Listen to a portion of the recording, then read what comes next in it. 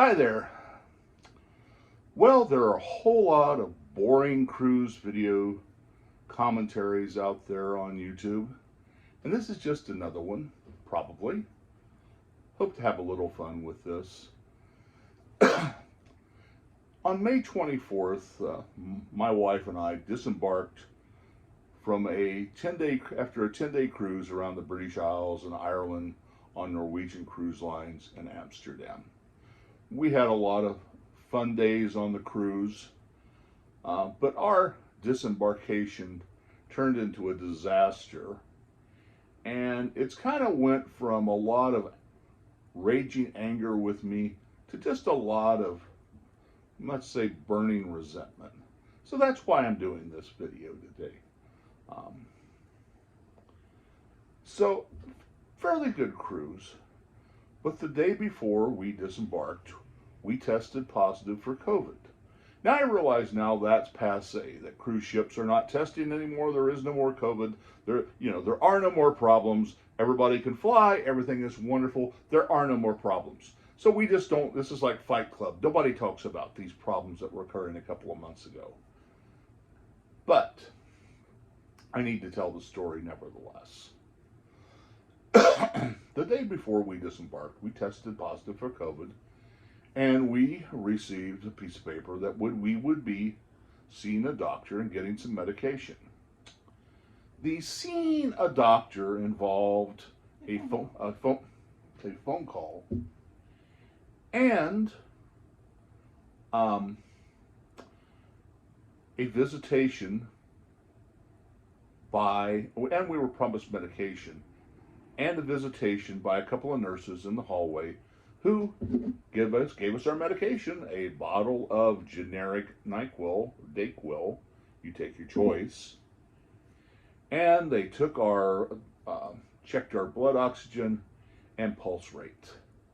Now, they told me my blood oxygen was 92, which I knew wasn't great. I said, could you please recheck that?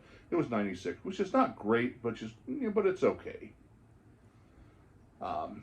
We received our new disembarkation luggage tags red. Anybody who's worked around anything in safety knows red means danger. Red means bad. Red means stay away. So all our luggage going off was tagged red. Now we packed, my wife's an overpacker. It was a 10-day cruise. I can't rewear clothes. I'm not like Rick Steves. So when we enter an area, it's like the Aladdin, the song Sheik Ali, la la la, la la ba ba. The elephants are walking in carrying the luggage. It's a whole parade. But anyway, we're exiting. Morning comes of disembarkation. Every group is called on the ship, and the final yellow group, what was the previous last group, the yellow group, was called at least 4 or 5 times. Is anybody on the ship? Is anybody else left on the ship? This is the final call. This really, I mean it really, really, really, really mean it this time. Is this the final call? Then the calls stopped, and there was about 45 minutes of silence. And I call the front desk and I go, what is going on? Well, you're waiting for instructions. Didn't your paper say you were waiting for instructions? Well, I suppose so. Well, we finally received our call to exit the ship. And there were no instructions. And guess what? We exited the sheep. Like sheep, we exited the ship. That's really an analogy that's fitting on this. And we were greeted by the Royal Dutch Police. Kind of like our Border Patrol / Coast Guard.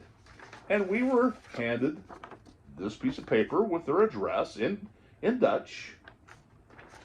And we were told that our passports were being confiscated for a total of 6 days. Now, prior to the cruise, and I can't find a piece of paper now, we were told that there were no quarantine requirements in Amsterdam where we were getting off. Well, that wasn't the case for us poor cruise vagabonds. So Our passports were taken. We were told that we could pick them up 6 days later at this address. There was no one from Norwegian Cruise Lines out there to help us. They do have an office in Amsterdam, but I suppose we were too dangerous a group with with the plague that we had. Obviously, it was beyond. It was just beyond them to have a representative out there to address our concerns or to help us. So they took our passports. We went out front. We took a cab. Now the first thing I did was I went to got on the phone, made a reservation at a hotel chain familiar to Americans. That's what we do. We go to our comfort zone. It was with the lady. I was on the phone. I said, "You are a superstar." Now for that part of the world, that is just that's kind of a flirty comment. And I'm trying to get a hotel room. We're not in a great situation here. So I go to this hotel near the airport, and I won't name its name. And I walk in, and she goes, "Where is your passport?" If it was 1942, she would have gone, "Where are your papers? Papers, please." So it turns out, they have the right over there. It's a European tradition. Hotels want a passport, at least most of them. The lady did make an attempt to call half a dozen other hotels around the airport area. Nobody would take us. Imagine this.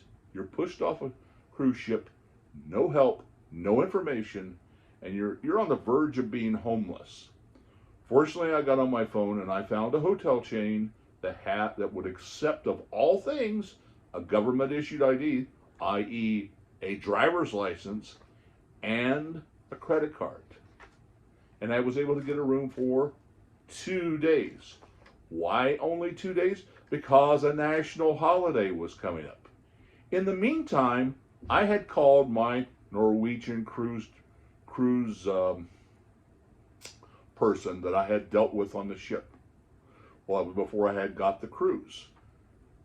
I was told once the cruise ship leaves the port, they have nothing to do with us. Our record is stricken from the record.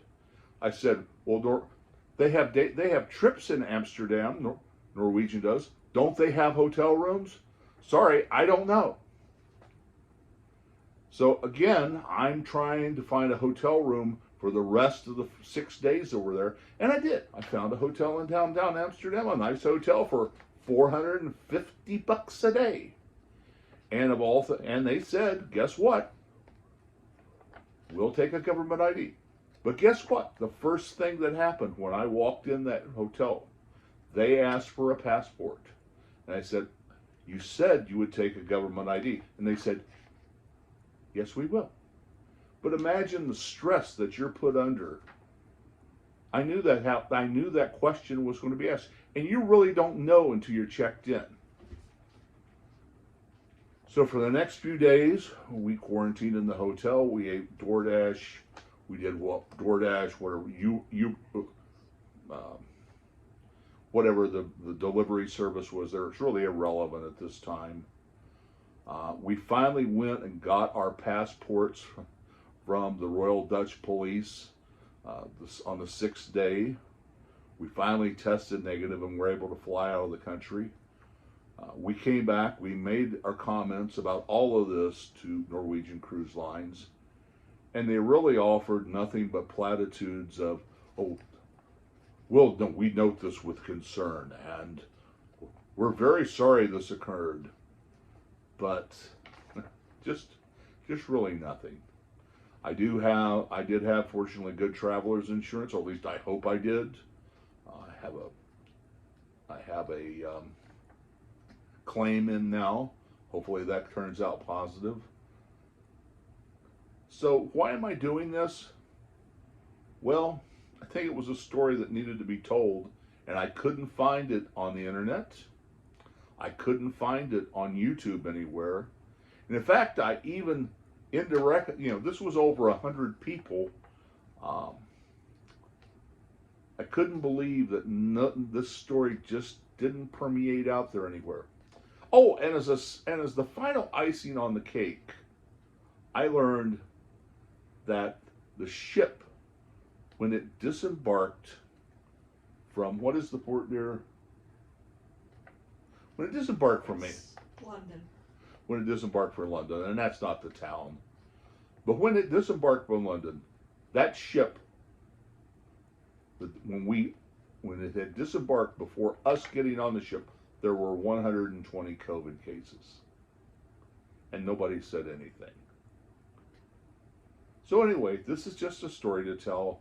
It's another boring cruise monologue, and I am hashtagging this particular story with Norwegian Dawn.